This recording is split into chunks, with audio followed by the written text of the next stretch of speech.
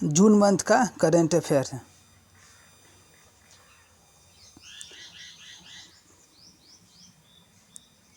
पहला क्वेश्चन है, प्रधानमंत्री नरेंद्र मोदी द्वारा उद्घाटन किए गए one earth one health advantage health care India 2023 के 6वें संस्करण का थीम क्या है? तो वन वर्ल्ड वन हेल्थ है। थीम था इसका वन वर्ल्ड वन हेल्थ है। हाल ही में किस राज्य की चाय को यूरोपीय भौगोलिक संकेत मतलब GI टैग प्रदान किया गया है? तो कांगड़ा चाय को, जो हिमाचल प्रदेश का है, कांगड़ा चाय को भी GI टैग दिया गया है। यूरोपीय भौगोलिक संकेत में GI टैग कांगड़ा चाय को मिला है। हिमाचल प्रदेश का यह चाय है। भारत में आयोजित पहली जल निकाय जनगणना में किस राज्य ने सूची में शीर्ष स्थान प्राप्त किया है? तो पश्चिम बंगाल। जल निकाय जनगणना में जो है पहला स्थान है पश्चिम बंगाल का।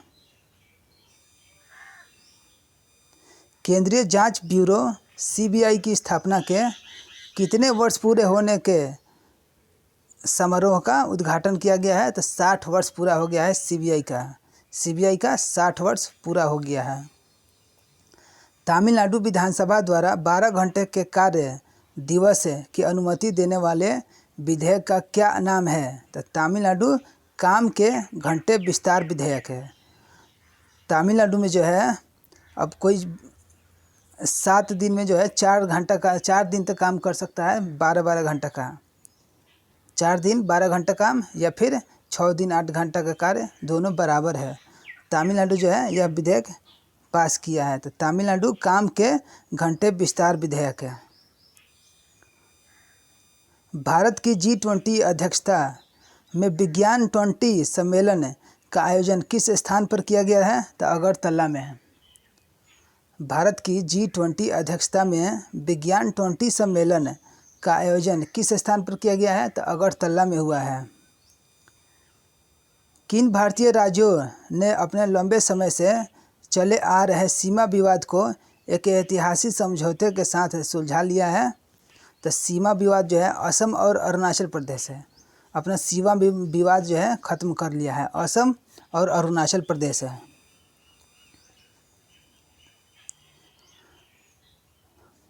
तो किस राज्य को जो है GI टैग में सबसे ऊपर स्थान है? तो केरल को। केरल राज्य जो है भारत का GI टैग में सबसे ऊपर सूची में है। सबसे ज़्यादा GI टैग केरल राज्य में हुआ है, तो शीर्ष स्थान में केरल है। राज्य में केरल। उस पारंपरिक लोक नृत्य का नाम बताएं जिसे हाल ही में एक ही स्थान पर सबसे बड़े पारंपरिक नृत्य के प्रदर्शन के लिए Guinness book of world record में दर्ज किया गया है। तो बिहू को जो है Guinness book of world record में दर्ज कर दिया गया है, क्योंकि सबसे बड़ा लोक नृत्य इसको बना दिया गया है। तमिलनाडु के किस फल को GI टैग प्रदान किया गया है? तो अंगूर का। तमिलनाडु के किस फल को GI टैग प्रदान किया गया है? अंगूर को। हाल ही में बंदरगाहों, जलमार्गों और तटों के लिए राष्ट्रीय प्रौद्योगिकी केंद्र का उद्घाटन किस स्थान पर किया गया है? तो चेन्नई में। NTCWPC का उद्घाटन चेन्नई में। NTCWPC का उद्घाटन जो है चेन्नई में हुआ है। भारत का कौन सा राज्य संसाधन के उचित प्रबंधन के लिए जल बजट को अपनाने वाला पहला राज्य बन गया है? तो केरल राज्य जो है जल बजट बनाने वाला पहला राज्य है। जल का बजट जो है केरल ने बनाया है। निम्नलिखित में से किस राजनीतिक दल को राष्ट्रीय दल का दर्जा प्रदान किया गया है? तो आम आदमी पार्टी को राष्ट्रीय दल का दर्जा दे दिया गया है। मोबाइल एप्लीकेशन GS निर्णय किस मंत्रालय द्वारा लॉन्च किया गया है? तो ग्रामीण विकास और पंचायती राज मंत्रालय द्वारा। तो मोबाइल एप्लीकेशन GS निर्णय किस मंत्रालय द्वारा लॉन्च किया गया है? तो ग्रामीण विकास और पंचायती राज मंत्रालय के द्वारा। ICDRI 2023 को प्रधानमंत्री मोदी ने वर्चुअल संबोधित किया था। वर्ष 2023 में ICDRI का कौन सा संस्करण जो है आयोजित किया गया है? तो 5वां। ICDRI का इस बार जो हुआ 5वां है, जो मोदी जो है इसको संबोधित किया, 5वां था। असम में रेलवे परियोजनाओं और मेथनॉल संयंत्र का शुभारंभ किसने किया था? तो भारत के प्रधानमंत्री ने। असम में रेलवे परियोजनाओं और मेथनॉल संयंत्र का शुभारंभ किसने किया था? तो भारत के प्रधानमंत्री ने। फेमिना मिस इंडिया वर्ल्ड की विजेता का नाम बताएं। तो Nandini Gupta. Femina miss India world बनी है तो Nandini Gupta. Femina miss world India जो बनी है नंदिनी गुप्ता बनी है, नंदिनी गुप्ता। किस राज्य ने अपनी प्रसिद्ध गोंड पेंटिंग के लिए GI टैग प्राप्त किया है? तो मध्य प्रदेश है। मध्य प्रदेश को जो है गोंड पेंटिंग के लिए GI टैग दिया गया है। गोंड पेंटिंग के लिए मध्य प्रदेश को GI टैग मिला है। अब भारत की पहली वाटर मेट्रो सेवा जो है उद्घाटन हुआ है पश्चिम बंगाल में। पश्चिम बंगाल में वाटर मेट्रो रेल सबसे पहले स्टार्ट हुआ है।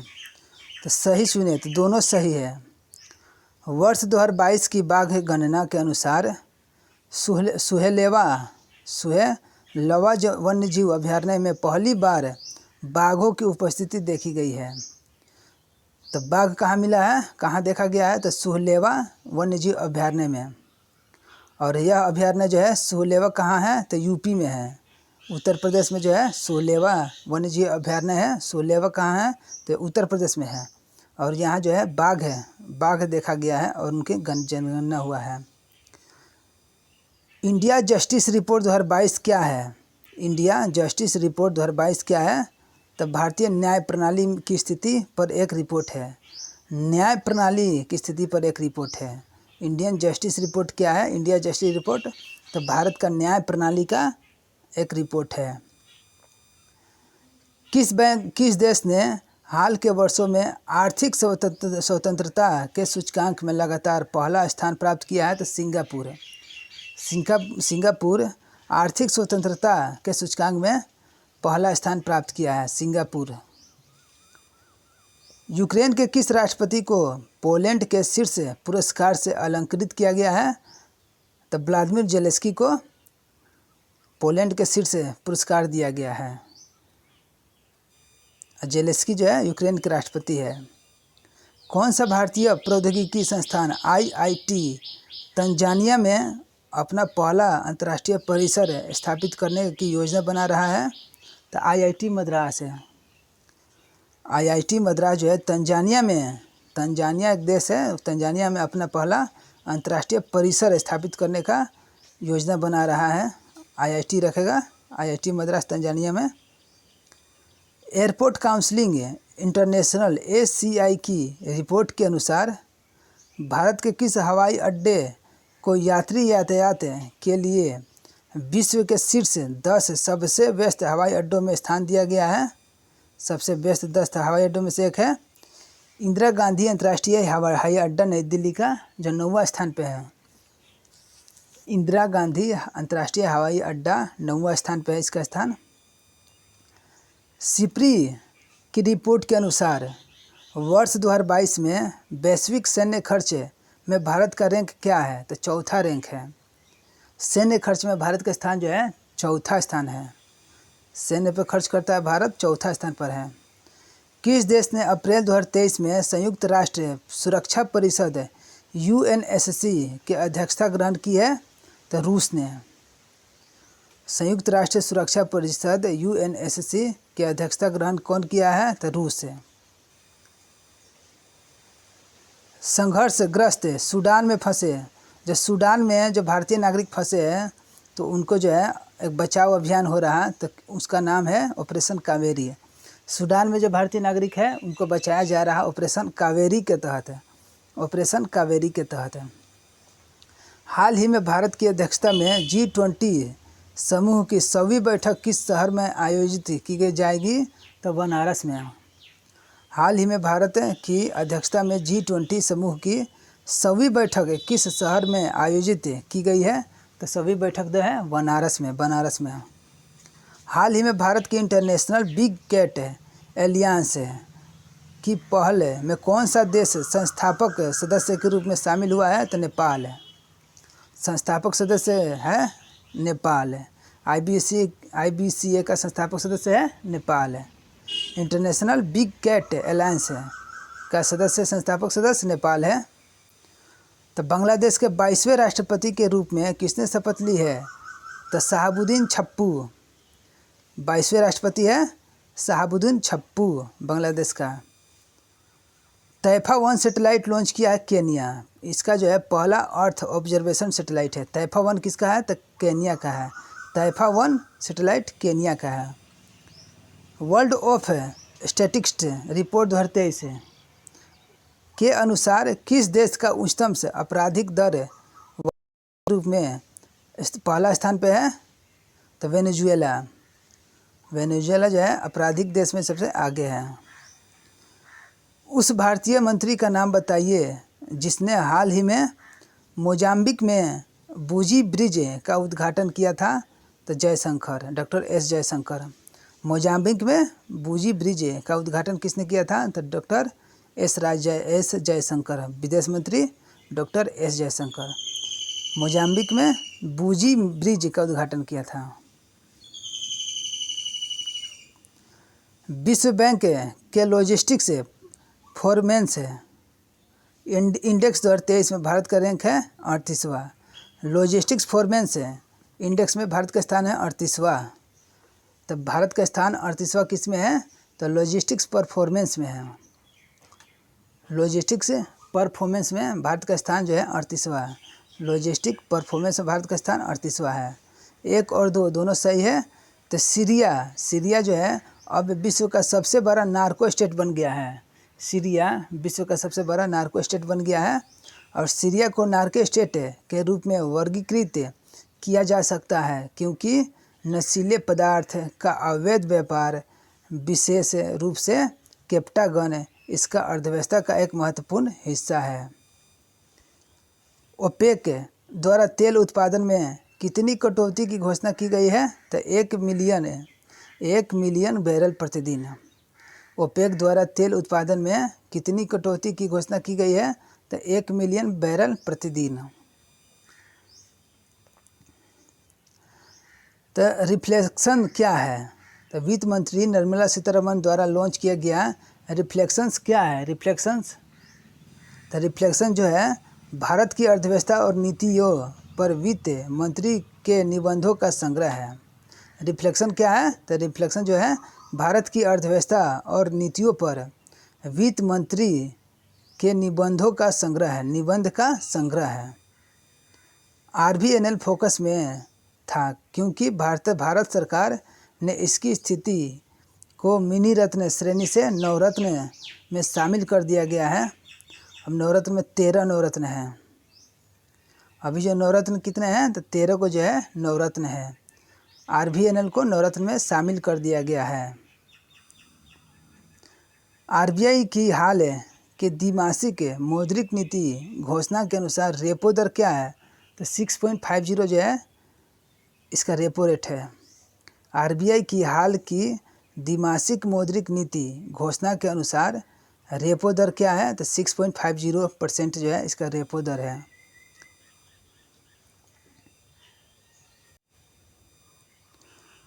वर्ष 2023 फोर्ब्स अरबपतियों की सूची के अनुसार जो मुकेश अंबानी का जो है 9वां स्थान पे है। पूरा विश्व में मुकेश अंबानी का 9वां स्थान पे है अरबपतियों की सूची में। संयुक्त राष्ट्र ने वर्ष 2023 में भारत की आर्थिक विकास दर कितनी प्रतिशत रहने का अनुमान लगाया है? तो संयुक्त राष्ट्र जो है अनुमान लगाया है कि भारत का जो है आर्थिक विकास दर जो है 6.0% रहेगा। 6%। भारत का आर्थिक विकास जो है 6% रहेगा। संयुक्त राष्ट्र ने यह अनुमान लगाया है। संयुक्त राष्ट्र ने अनुमान लगाया कि भारत का आर्थिक विकास जो है 6% ही रहेगा। 6%, 6 है। तो वित्तीय वर्ष 2025 तक पूरे भारत में 10,000 किलोमीटर ऑप्टिक फाइबर केबल का विकास कौन करेगा? तो NHAI ने 10,000 ऑप्टिक फाइबर जो है केबल बिछाया जाएगा 2025 तक है पूरे भारत में। तो कौन बिछाएगा? तो नहाई कंपनी है यह बिछाएगा। नेशनल सिक्योरिटीज डिपॉजिटरी के अनुसार वित्त वर्ष 2023 में भारत में विदेशी पोर्टफोलियो निवेशक FPI का सबसे बड़ा स्रोत कौन सा देश है? तो संयुक्त राज्य अमेरिका है।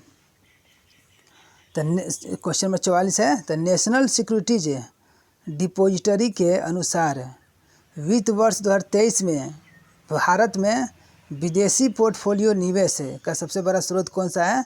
तो अमेरिका। भारत में जो है विदेशी पोर्टफोलियो जो निवेश कर रहा है ना, तो वो अमेरिका है सबसे ज़्यादा। भारत में विदेशी पोर्टफोलियो निवेश कौन कर रहा है? तो अमेरिका।